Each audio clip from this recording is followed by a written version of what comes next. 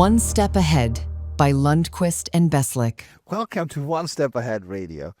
Another session, another week. James and myself are hosting this session as previous sessions. And I know, James, that this week you had something very interesting happening in Milan with companies and speeches and sessions about the state of sustainability in Italy. I'm very curious about what is actually going on in that space. So, James, welcome once again to One Step Ahead Radio. Good morning, good afternoon, wherever you are listening. Good day to you. Happy to join again. Yeah, it's been. We had a great session yesterday at our Lundquist offices, and we had lots of companies come in to talk about the state of sustainability. Just at a time, obviously, when most companies here, the only thing they sort of equate to is CSRD and the reporting and the headache they've had. Last year, we had a lot of listed companies, Wave 1 companies, who are now looking at the simplified version of the reporting going forward. And kind of the question we were asking and the discussion we were having is like, I put together kind of like a bit of a provocative slide at the beginning. It said CSRD is a, and then ... And I said, well, what are you going to fill in the dots? And because, you know, if you ask like an AI chatbot, it'll say CSRD is strategic opportunity to go beyond compliance and all of this, right? Yeah. We were saying it's like actually a big menace for good communications. It is. And companies really need to sort of, they're understanding now that reporting is going down a certain path, and it's very standardized and necessary and obligatory, and it's really hard and fast rules, and it's set even, you know, in a very rigid structure. A lot of companies realize, you know, their employees, their customers don't get the message. You know, it's difficult to get the message through when so many companies have always kind of depended on their sustainability reporting, sort of frame the way they talk about that with their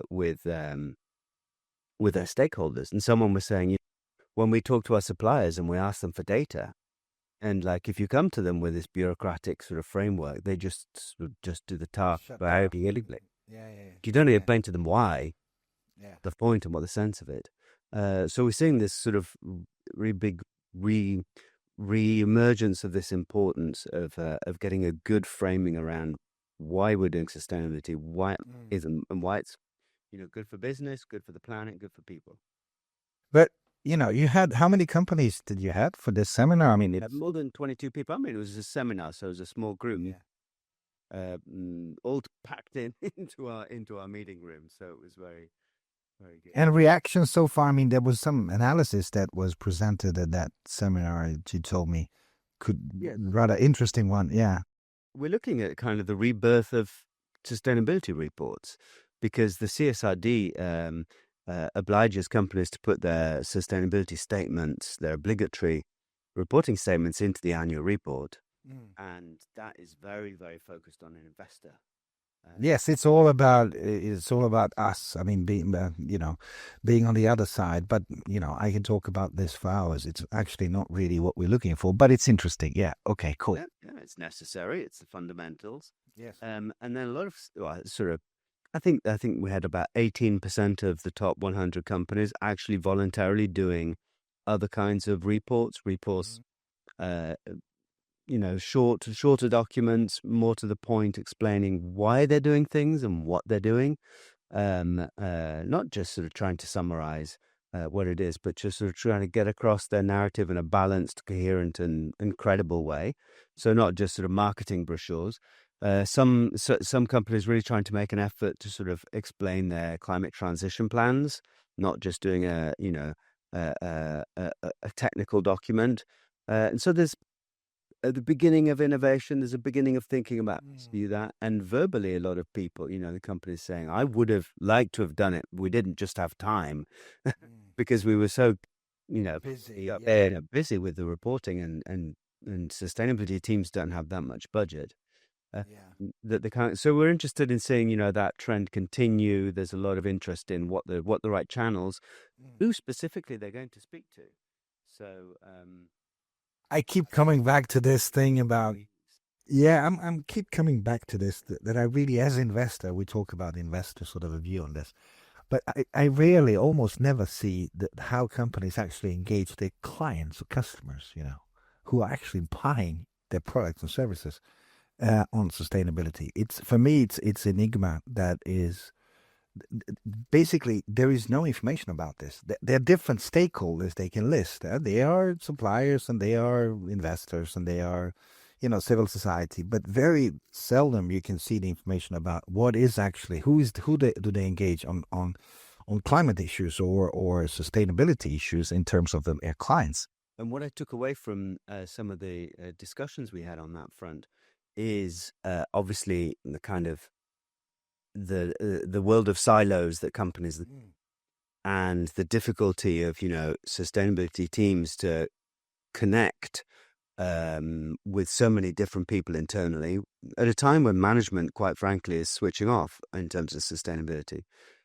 So it's becoming harder, not easier, because with the whole omnibus package and rolling back kind of regulation, it's sending, that message to top management to say, well, look, the sustainability stuff was all overblown and we got ahead of ourselves and it's not going to be, the saving grace of our future. And that's the message that's coming through. And so sustainability peoples have harder time knocking on people's doors, getting them in meeting rooms and talking to them. And really, I think that's one of the key challenges that people have, and finding time and resources to actually do the kind of work that you're talking about.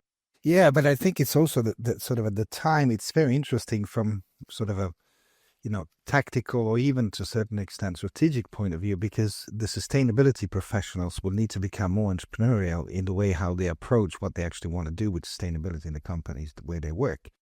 Because so far it was voluntary, now it's regulated, but then it becomes sort of okay, when it's regulated, we have everything in place, everybody's reporting the same thing. For us investors, it's becoming more and more difficult to decide who is better than the other on the product and service level. So I think there will be a big push towards these sustainability professionals to actually start looking at the way how they can become more business minded in the way how they approach sustainability and what they do. Now, with that said, there are many of them trying to do that. But in general, I don't see that link very much because, when we talk to many of them as investors, we can clearly see that they are really not, connected or embedded into the business in a way they should be. Yeah. And yeah, it is very tough. Yes, yeah, I completely agree. And it's going to be interesting to see who is, going to surface on the other side when the pendulum has sort of gone the other way, which it will. And it's, to a certain extent, it's going in another way. And we talked about it last week in terms of the AI and the need of energy. And that energy is being now produced by renewables. And it's going to just skyrocket going forward because the needs will just, be so big around the world. But in the same time, James, I was reading in this week all around the sort of big media houses that more than 100 countries are now experiencing at least 10 more hot days a year than a decade ago when the Paris Climate Accord was drawn up. The global average temperature rise to 1.3 above the pre-industrial levels from 1 degree in 2015. So we're actually failing to reduce emissions. And the thing is that, there are so many things happening in parallel. On one side, you have this huge AI drive where companies are putting enormous resources and they will need a lot of energy. On the other hand, you have the increased emissions all around the world. And now recently also some new reports coming out that a lot of these carbon credits that are used to offset some of these emissions are so bad quality that actually, doing a damage and not any help. So, I really don't know. If you look at these countries, I mean, look, there were 200 countries that agreed to limit this temperature to well below 2 degrees. And 100 of these countries are now experiencing the 10 more hot days a year. That's a lot. And in many places, it will have a significant impact on physical environment for the people. Yeah.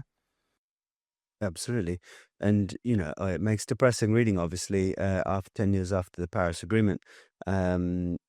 everyone kind of knows that emissions would continue to rise, and 1.5 degrees was an aspirational level, and it's not like every 0 point is gonna change things dramatically. We've come back from before, Paris, we were on a 4-degree trajectory, and so we've already done a lot to bring that down to what I can't remember is 2.7 or something. We seem to be on 2.6 based on policies as they stand. But obviously, politics around the world doesn't give you enormous hope of there being great consensus about taking great action. Economics, as you say, is playing an enormous part, as you say, in renewables. I was reading this week about the incredible and very rapid growth of batteries, battery technology, and energy storage, and having huge effects on many different regions.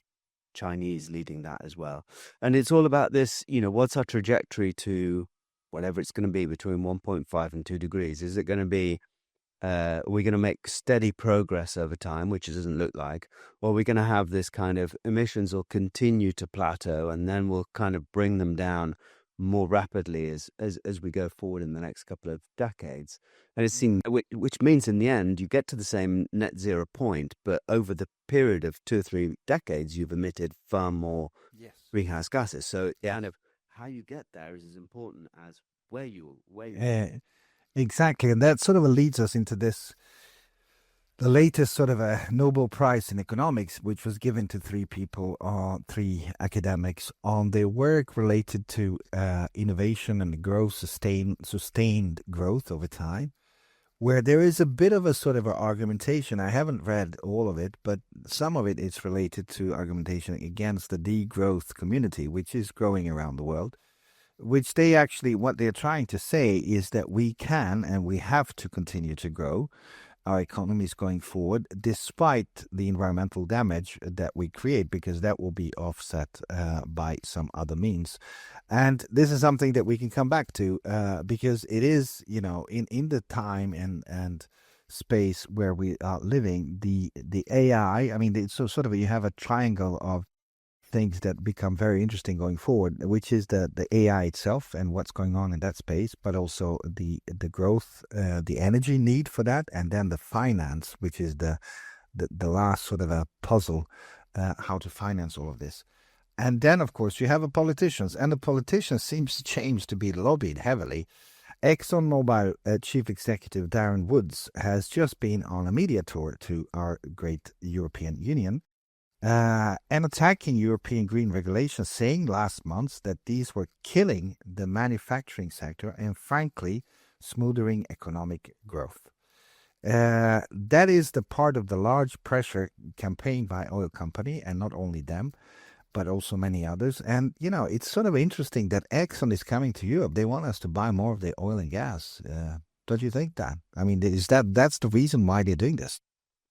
Yeah, and I guess also it's a certain way to undermine a region that's been very vocal in terms of climate leadership, in terms of participating in the international debate and the COPs and everything as a kind of coherent, united whole.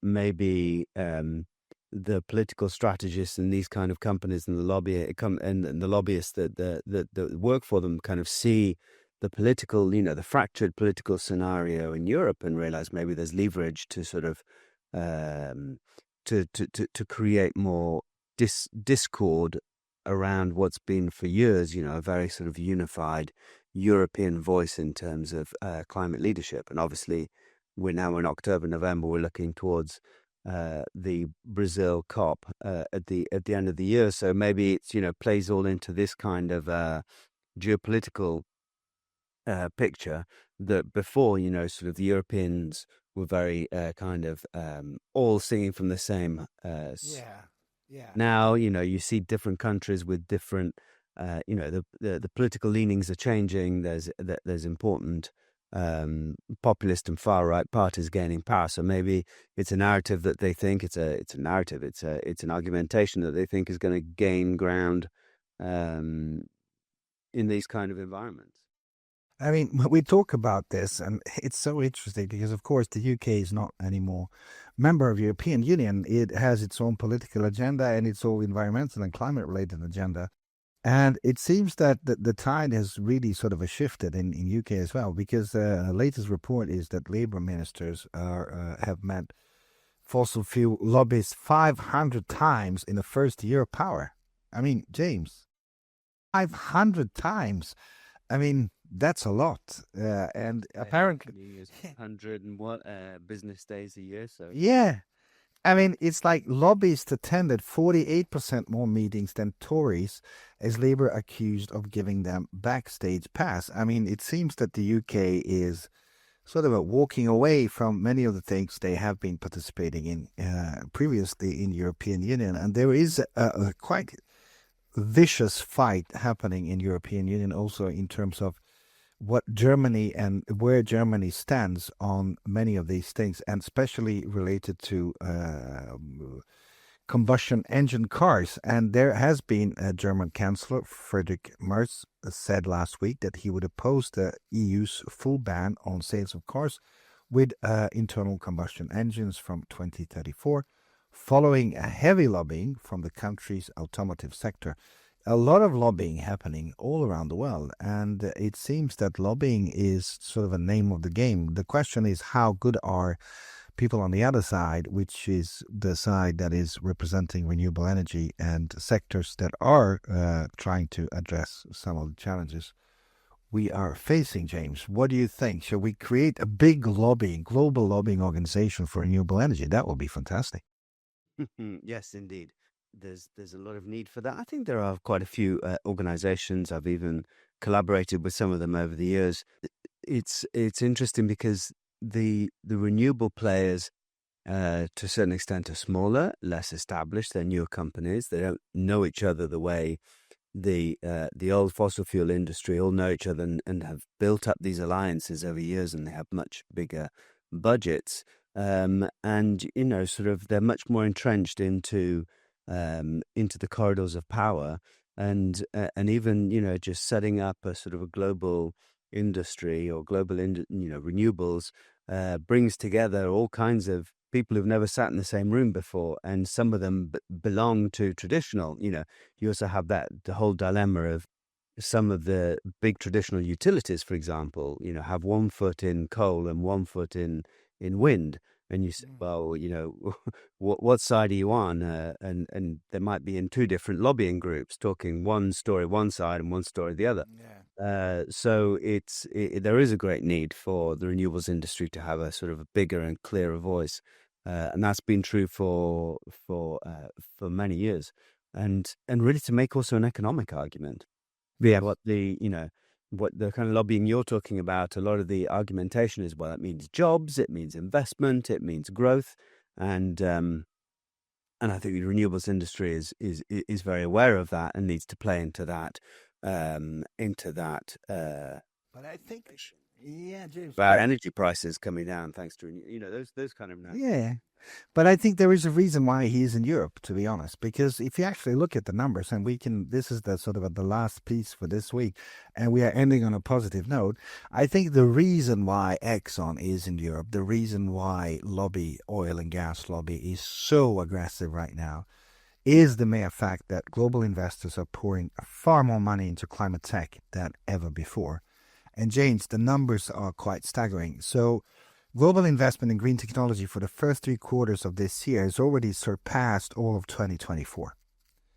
The fortunes of the sector have been in decline for 3 years, but explosive energy demand fueled by data centers has sparked a reversal. And listen to this. Private and public investors worldwide channeled as much as $56 billion into green business, ranging from clean energy to storage and electricity vehicles during the 9 months ending in September. This is the reason why. It has a sort of underlying subtle, or even not anymore subtle, American sort of a agenda of selling their own goods and to the European Union. But in the same time, the investment world, because of the pricing and because of the data centers, as we discussed previously, is pouring enormous amounts of money into renewable energy. And honestly, frankly, I don't think we will have any chance without renewable energy going forward.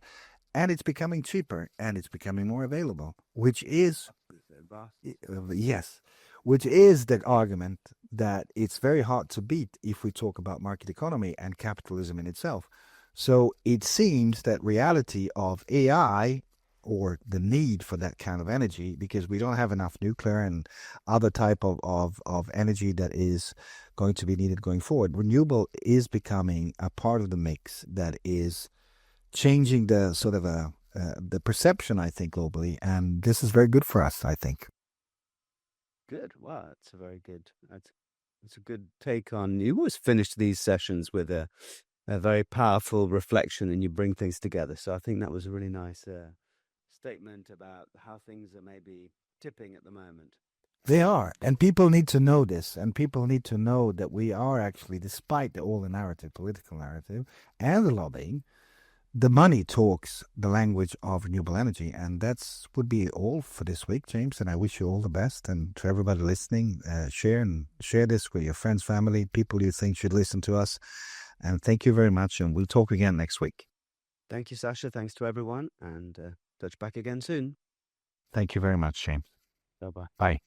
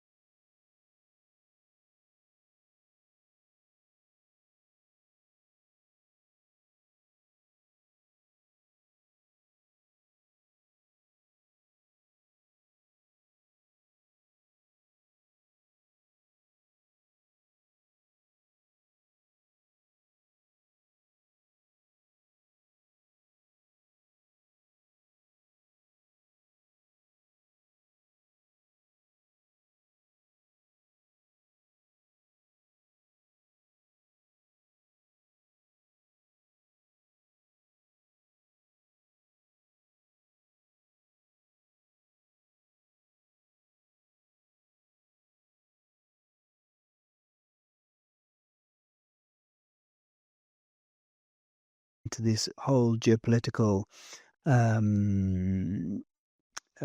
chess game that's being played at the moment. And as you were saying right at the beginning, in terms of the American officials putting pressure on Europe, for example, to water down their climate ambitions, it all plays in.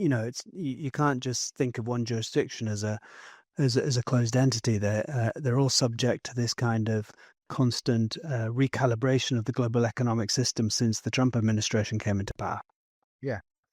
And this is something I think from political angle, it will be so interesting to touch upon some of these things and also have a look in what is politically on a positive side, what is actually being done on a political side. And I'll do some digging on that during next week. And then maybe we can discuss that and elaborate more and see if we can share that insight with the audience that we have on Step Ahead Radio, Jim. Super. Look forward to it. Try and stay positive. Yeah, well, try to stay positive, heads up, and then we'll see, where the world goes next week. Thank you very much for your time and insight this week. And for everybody listening to One Step Ahead Radio, thank you. And please join us again next week. Thank you, everybody. Goodbye. Have a good weekend. Bye-bye.